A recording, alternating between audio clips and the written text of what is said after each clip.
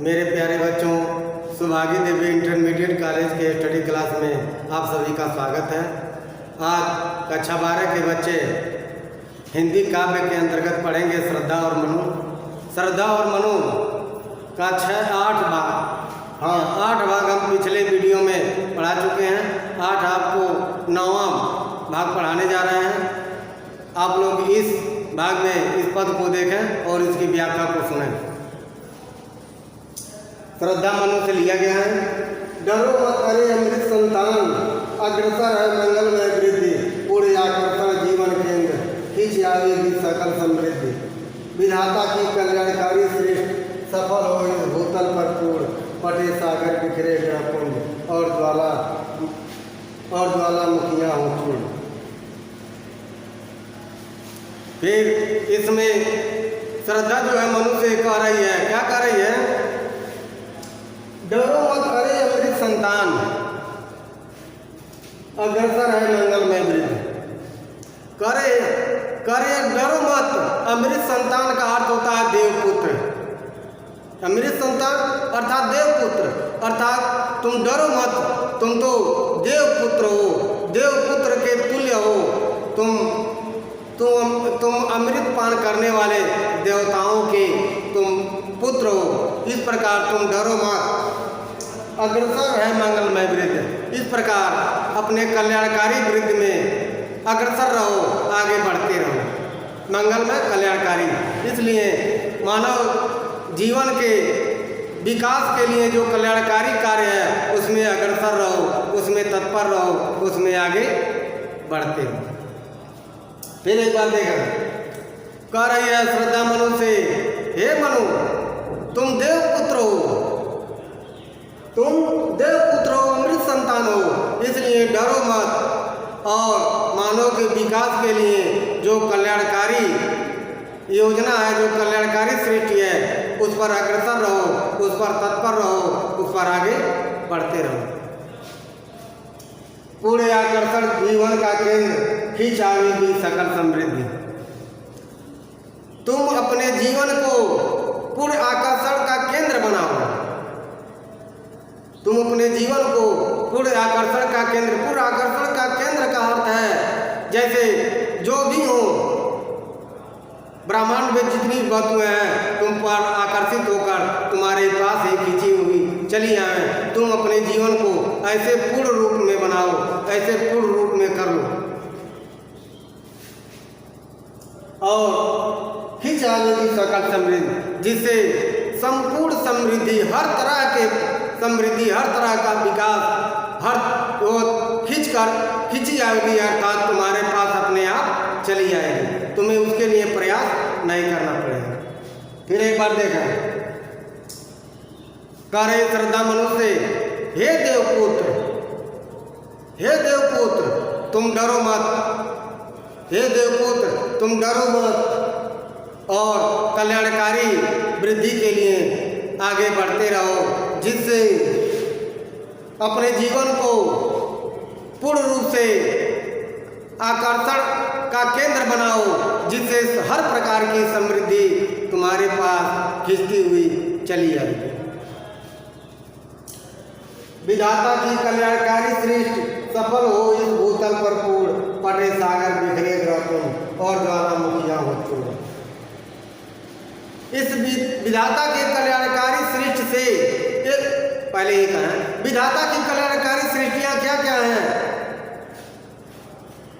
इस विधाता की कल्याणकारी सृष्टि को इस भूतल पर सफल बनाओ और इसे पूर्ण करो। विधाता के अर्थात जो सृष्टि के रचयिता हैं, जो सृष्टि के निर्माण करने वाले हैं, उनकी कल्याणकारी सृष्टि को, उन मंगलकारी सृष्टि को तुम क्या करो? मंगलकारी सृष्टि को तुम क्या करो? इस भूतल पर, इस पृथ्वी पर पूर्ण करो। तुम्हारा जन्म इसीलिए हुआ है, तुम्हारा जन्म इसीलिए हुआ है। इसलिए कहा भी जाता है कि हम लोग मनु के संतान हैं। वो श्रद्धा कह रही है कि अर्थात मुझे अपना लो। जब हम दोनों लोग पति पत्नी के रूप में होंगे तो हमारी बहुत से संतानें होंगी, उन संतानों से हम जो भी अर्थात पृथ्वी पर एक मानव का निर्माण करेंगे जो पूरे ब्रह्मांड के सौंदर्य को बिखेरेंगे। आगे देखें। पटे सागर बिखरे ग्रहपुंज और ज्वाला मुखिया हो चूड़ चूड़। जैसे चूड़े एक बार है। पटे सागर बिखरे ग्रहपुंज, सागर अर्थात समुद्र वो प्रलयकारी चीज है। ग्रहपुंज का अर्थ होता है ग्रह, नक्षत्र, सूर्य, तारे, चंद्रमा, ये सब। ज्वालामुखी भी आप लोग जो जानते हैं भी प्रलयकारी है। ये जो ग्रह, नक्षत्र, सूर्य, तारे हैं भी ऐसे ये भी चाहे तो प्रलय मचा सकते हैं। अगर पृथ्वी से टकरा जाए, सागर भी जलमग्न कर सकता है पृथ्वी को। ज्वालामुखियाँ भी भूकंप के द्वारा अपने गर्म लावा के द्वारा उसको सब पृथ्वी को तबाह कर सकती है। यही बात हो रही है। इसको तुम क्या करो,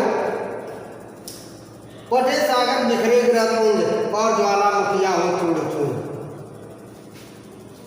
तुम अपने कल्याणकारी सृष्टि से सागर को पाट दो, अर्थात सागर पर भी विजय प्राप्त कर लो। यहाँ तक कि जो भी ग्रह, नक्षत्र, तारे हैं उन पर भी तुम अपना आधिपत्य जमा लो, उसको भी अपने अधीन कर लो, तुम उनको भी अपने बस में कर लो। और ज्वालामुखियाँ जो चूड़ चूड़ हो जाए और जिससे पूरी ज्वालामुखियाँ चूड़ चूड़ होकर समाप्त हो जाएं। क्यों, कैसे? तुम जब अपने को ऐसे सफल बना लोगे तब। फिर एक बात देखें, कह रही है श्रद्धा मधु से, विधाता की ये जो कल्याणकारी सृष्टि है, जो दूसरे को कल्याण करने वाली है। जैसे सूर्य से हमें ऊर्जा मिलता है, सूर्य से हमें धूप और गर्मी और तपन का एहसास होता है। पृथ्वी पर तो हम लोग निवास ही करते हैं। ग्रह, नक्षत्र, ये इसकी बातें हो रही हैं। ज्वालामुखिया को देखो, जब ज्वालामुखी विस्फोट होता है तो भूकंप भी आते हैं और उनके जो लावे, गर्म लावे, जो मैग्ना और लावे निकलते हैं, वे क्या करते हैं, उसके इर्द गिर्द के भूमि को वो काली मिट्टी में बदल देते हैं। अर्थात वे उसको वनस्पतियाँ, जड़ जीव जो भी रहता है उसको समाप्त कर देते हैं। ये बात कहा जा रहा है। यानी इन सब पर तुम अपना आधिपत्य जमा लो। फिर एक बार देखा, श्रद्धा मनु से कह रही है कि विधाता की कल्याणकारी जो सृष्टि है वो तुम हो। क्या विधाता ने तुम्हें इस सृष्टि में, तुम्हें इस भूतल पर कल्याणकारी भावना के लिए, मंगलकारी भावना के लिए तुम्हारा निर्माण किया है। इसलिए इस भूतल पर पूर्ण रूप से उसे सफल बनाओ। इसलिए पृथ्वी पर उसे पूर्ण रूप से सफल बनाओ, जिससे सागर पड़ जाएं और बिखरे हुए ग्रहपुंज वो इकट्ठे हो जाएं, अर्थात अपने मूल स्थिति में आ जाएं। और ज्वालामुखियाँ जो विस्फोट होकर चूड़ चूड़ हो गई हैं, वो ज्वालामुखियाँ समाप्त हो जाएं, अर्थात वे सब तुम्हारे अधीन में हो जाएं। तो बच्चों, अब इसके बाद अगले पद को लिखने के बाद उसकी व्याख्या को बताते हैं।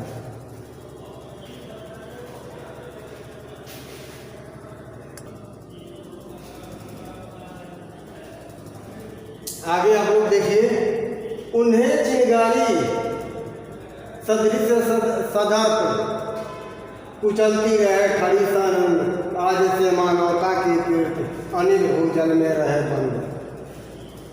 जलद के फूटे कितने उस द्वीप कच्छप डूबे उतराए, किंतु वह खड़ी रहे देवमुख अभ्युदय का कर रही उपाय।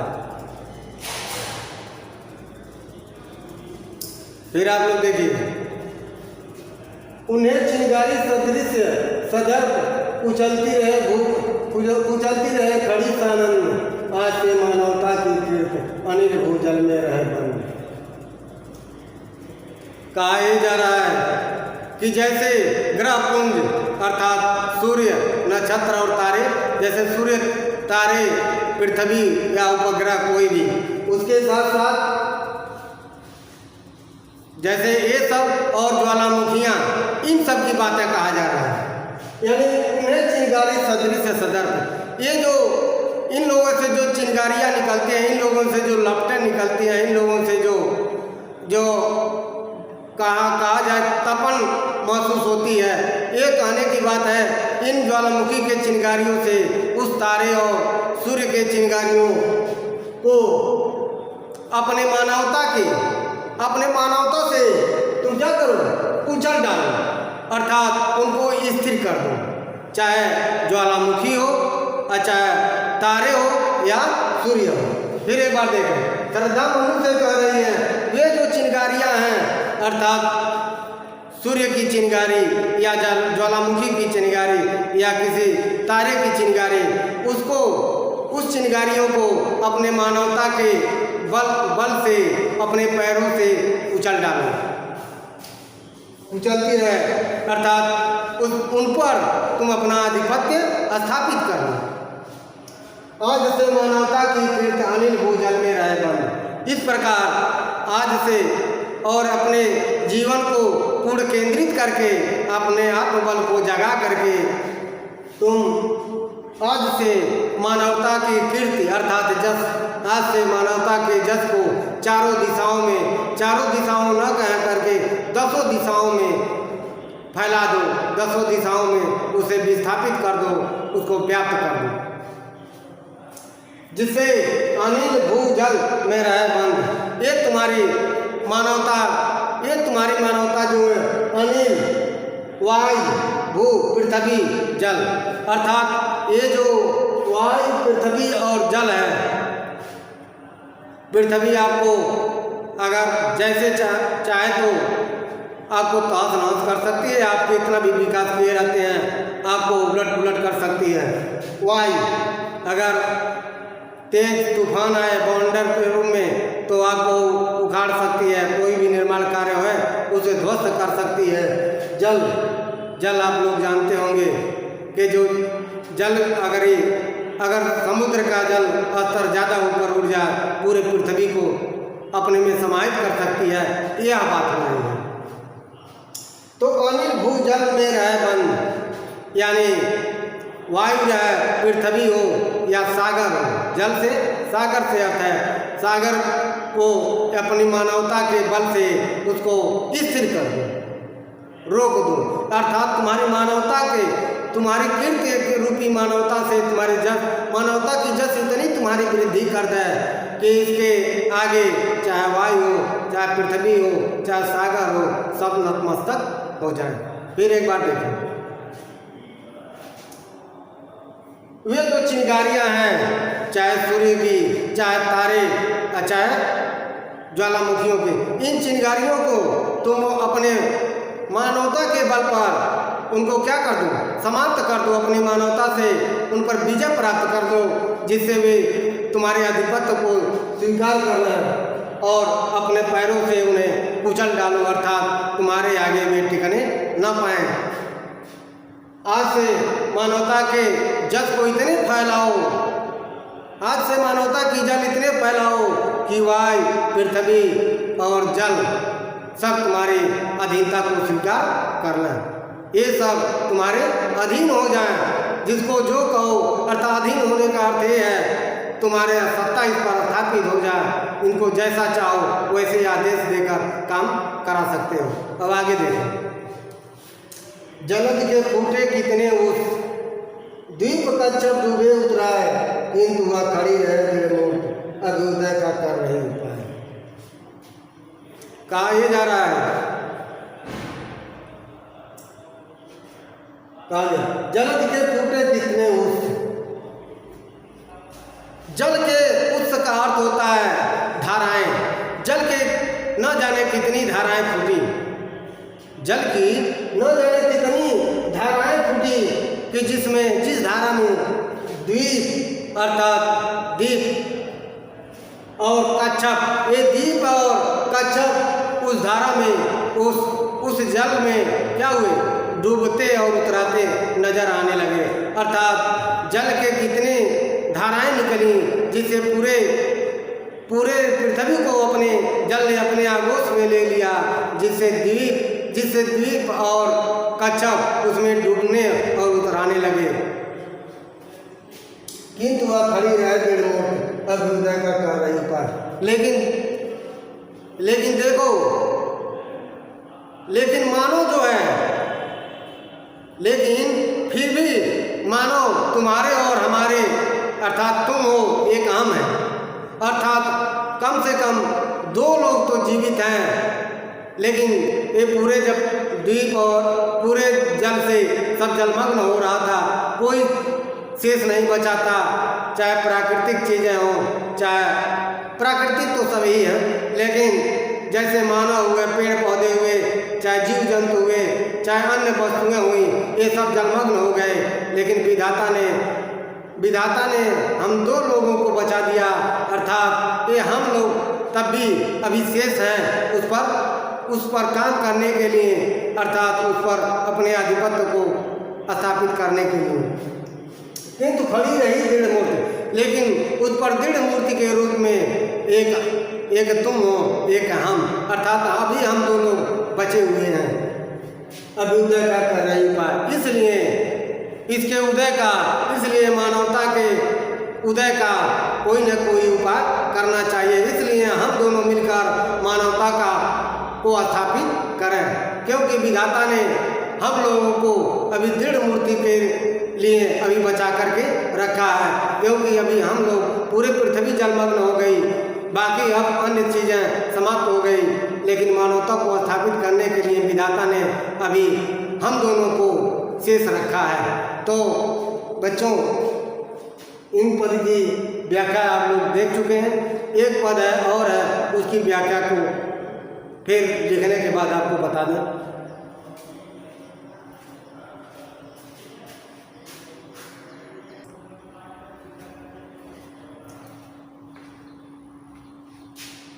आप लोग देखें, शक्ति विद्युत कण जो व्यस्त विकल बिखरे हैं हो निरुपाय, समन्वय उसका करे समस्त, विजयनी मानवता हो जाए। फिर आगे श्रद्धा मनुष्य कह रही है, क्या कह रही है? शक्ति विद्युत कण जो व्यस्त विकल बिखरे हो निरुपाय है, हो निरुपाय। इसके दो अर्थ निकलते हैं, पहले शब्द का जो अर्थ निकल रहा है उसको बता दें, तब कि जो इसके भाव जो आ रहे हैं उसको भी बता रहे हैं। शक्ति विद्युत कण जो हो व्यस्त विकल बिखरे हो हैं, हो निरुपाय। एक और एक विद्युत शक्ति के अगर कण जो होते हैं जो व्यस्त, यानी विद्युत के जो कण होते हैं अगर अस्त व्यस्त रहें, विकल बिखरे हो निरुपाय, अगर वह तितर बितर रहे हैं, तो विद्युत के अगर कण व्यस्त होकर तितर बितर रहे, बिखरे हो, तो उससे कुछ नहीं किया जा सकता है। जो आपके बिजली के समान है, तार कहीं और है, बल्ब कहीं और है और स्विच कहीं और है, एक दूसरे से अगर जुड़े न रहें तो उससे कुछ नहीं हो सकता। लेकिन उन्हीं को मिला दिया जाए तो आपको प्रकाश मिलने लगेगा, उन्हीं को मिला दिया जाए, पंखे से जोड़ दिया जाए, पंखा चलने लगेगा। वही बात यहाँ कहा जा रहा है। शक्ति विद्युत के कण जो व्यस्त विकल बिखरे हैं, हो निरुपाय, समन्वय उसका करे समस्त, समन्वय उसका करे समस्त। अगर उनको समन्वय अर्थात समाहित कर दिया जाए, उनको जोड़ करके एक यंत्र बना दिया जाए, तो विजयी मानवता हो जाए। तो इसलिए ये मानव उन पर विजय प्राप्त कर सकती है। आगे इसके एक भाव है, उसके भी अर्थ को बता रहे हैं। शक्ति विद्युत कण जो व्यस्त विकल बिखरे हैं, हो निरुपाय, कह रही है उसी विद्युत शक्ति के कण के समान अगर आप या तुम अलग रहोगे, हम अलग रहेंगे, तो हम लोग अगर मिलेंगे नहीं, तो हम लोग मिलेंगे नहीं, तो हम लोगों से संतानें नहीं होगी, और जब संतान नहीं होगी तो वे मानवता का विकास नहीं होगा, और जब मानवता का विकास नहीं होगा तो हम इस पूरे सृष्टि पर अपना आधिपत्य भी नहीं जमा सकते हैं, आधिपत्य नहीं कर सकते हैं। जिस तरह कैसे अर्थात विजयी मानवता हो जाए, इस प्रकार तुम मुझे स्वीकार करो, हम दोनों पति पत्नी रूप में रहेंगे, और हमारी हमसे जो संतानें होंगी, उनसे जो संतानें होंगी, उनसे जो संतानें होंगी, इस प्रकार पूरा पृथ्वी पूरे पूरे पृथ्वी पर हमारी संतानें जो है एक पृथ्वी के सौंदर्य को बढ़ाती रहेंगी। इस प्रकार हम अपनी मानवता से इस पृथ्वी पर विजय को प्राप्त करेंगे। कैसे? जैसे विद्युत के कण अगर इधर उधर बिखरे रहें तो उनसे कुछ, जब भले ही उसमें इतनी शक्तियां हैं, उसमें बहुत सी शक्तियां हैं, लेकिन उन विद्युत के यंत्रों को अगर बिखेर करके रख दिया जाए तो उनसे कुछ नहीं हो सकता। लेकिन उन्हीं को समाहित कर दिया जाए और एक यंत्र बना दिया जाए तो उनसे बहुत कुछ किया जा सकता है। इस प्रकार हे मनु, मुझे तुम पत्नी रूप में स्वीकार करो और हम दोनों मिलकर इस पृथ्वी पर विधाता के सृष्टि कल्याणकारी सृष्टि पर अपनी मानवता रूपी विजय को स्थापित करेंगे। तो बच्चों, ये जो श्रद्धा और मनु था, ये कामायनी महाकाव्य से लिया गया था और यह इसका अंतिम पद था। तो आप लोगों से हम यही आशा करते हैं कि आप लोग इसके व्याख्या को समझ लिए होंगे। अब अगला पाठ अगले वीडियो में पढ़ाएंगे।